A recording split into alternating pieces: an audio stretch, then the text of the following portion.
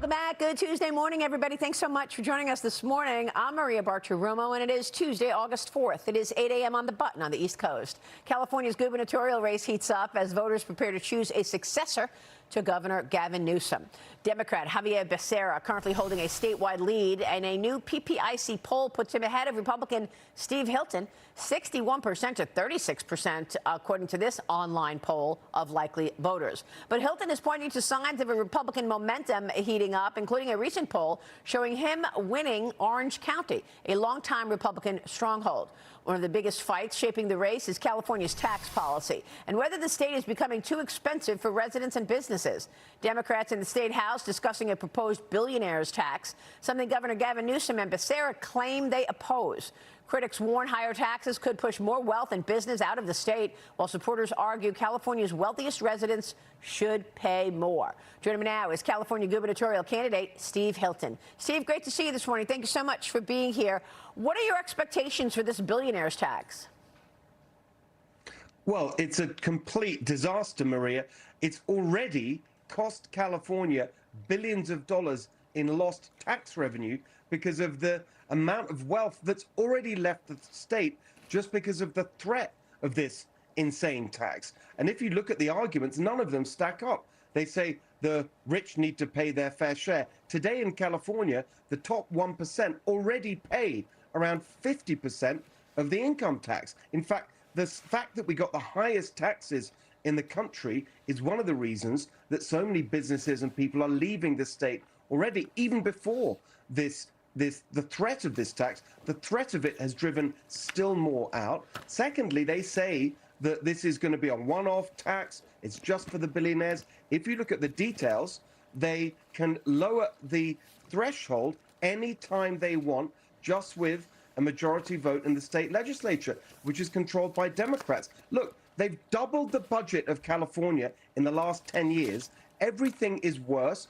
Homelessness is worse. We got the highest unemployment rate in the country, the highest poverty rate in the country, the highest cost of living. The school results are a disaster. Where is the evidence that spending and taxing even more will lead to better results? There isn't any. Yeah. We need to go in a new direction. That's why my plan is to cut the spending and cut the taxes. Your first 150 grand tax-free, above that threshold, a flat tax of 8%. That's what we need to get business back into our state. Yeah, and I know that other blue states are watching what happens with the billionaires tax because if it goes well and passes and they are all in on that, then it may very well show up in places like New York.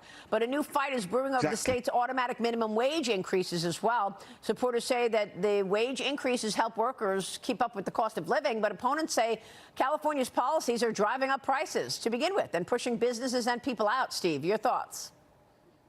Exactly. We got to reduce the things that are driving the costs up rather than constantly chasing that by raising the minimum wage. It's a kind of doom loop. They make everything more expensive. Then they say, oh, no one can afford anything, so let's increase the minimum wage. Of course, that increases costs. I talk to businesses all the time who are cutting back on employment, moving more rapidly to automation, or just leaving the state. I mean, the number of investors that have said that to me already. I mean, there's a very pithy phrase that one person used. California is now top of the don't go there list. Wow. Another business owner said, look, if we buy any kind of company with operations in California, the first thing we do is shut down California operations. And you look at the drivers of the cost of living, it's things like the ridiculous climate posturing, policies that drive up the cost of energy without actually doing anything to help the climate or to reduce global temperatures. Just means we have the highest gas prices in the country, electric bills that have doubled in the last 10 years and that are more than double the national average, the highest everywhere except Hawaii. On and on. Everywhere you look, they're making costs and the hassle of running a business so high that people are leaving. We can't go on like this. I think if we don't face up to the reality, California's economy is going to absolutely collapse, and all we're going to be left with is basically healthcare, government workers, non-profits, all the things that the Democrats seem to like. The other day, my opponent Javier Becerra even attacked small business when he told people don't go to restaurants and if you want Mexican food, buy it from an illegal street vendor. These people aren't serious. Wow. Well, I mean, then there's the homeless problem. The homeless shelter in Los Angeles facing scrutiny after reports about a Skid Row facility providing meth and crack pipes to clients. The report fueling criticism of California's approach to the homelessness problem and that the harm reduction policies have failed to confront deeper issues of addiction and mental health and public safety. California has spent billions of dollars on homelessness programs, but thousands are still on the streets, Steve. You've made homelessness a center part of your campaign. What specifically would you do differently to address this crisis? We've got to completely change direction. I mean, this is why you end up spending, as we have, $24 billion, according to the state auditor, that's completely disappeared. And we have the highest homelessness in the country by far. My plan is very simple. Number one, enforce the law. All the homeless encampments that you see in California are illegal. It's illegal to live and camp on the streets, but they won't enforce the law. We just got to get people off the streets. Number two, we have to get people into drug treatment, into rehab, off the streets and then off drugs. You can't continue what they're doing, which is basically giving people $1 million apartments and then saying you can have a free apartment, but you can still be addicted to fentanyl. I mean, basically, wow. It's just throwing money into the problem while making it even worse. And the third part is mental health care. They are cutting mental health care in order to spend the money on those $1 million apartments. And that's not an exaggeration, by the way. That is the cost these days of what they call permanent supportive housing, which is a subsidized apartment. This is what we call the homeless industrial complex.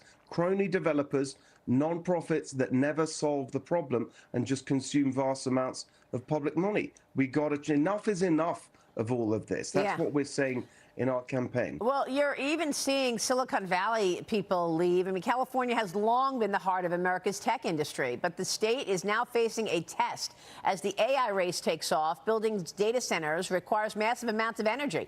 But California made a bet on energy, and it's grappling with how to expand infrastructure because of all of their climate policies. They want to keep power reliable and affordable, and yet they've already put policies in place that force them to import oil and gas from the Middle East and not have any independence. A new PPIC survey shows Californians are skeptical of the rapid expansion of AI infrastructure now. 7 in 10 oppose the construction of data centers in their area. Many concerned about the environmental impact. Steve, your thoughts? Yes, but we can have abundant energy and abundant water and abundant construction of these kinds of facilities. We've got so much space. Also, the manufacturing. I mean, look, I'm proud that we lead the development of AI at the highest level in terms of the frontier models and the software. That's one of the reasons that despite all of this, we're still the 4th biggest economy in the world. But we could be the 3rd biggest, which is my plan, if we got rid of the bloat and the regulations that we've calculated are nearly $800 billion worth, the cost of the regulations in California to our economy, which we could get rid of. Then we would move ahead of Germany, become the 3rd biggest economy in the world. And part of that is this kind of manufacturing, high-end, modern manufacturing, exactly what you've been talking about. That should be coming here to California. We just lost this massive advanced shipyard facility to Texas that should have been right here in California. It made much more sense for it to be in California, but it went to Texas because of the high cost of doing business here. The labor regulations, the environmental extremism, the cost of energy. But all of these things are fixable with common sense policies that just take us back to what California used to be, which is the best place anywhere in the world to start and grow and locate a business.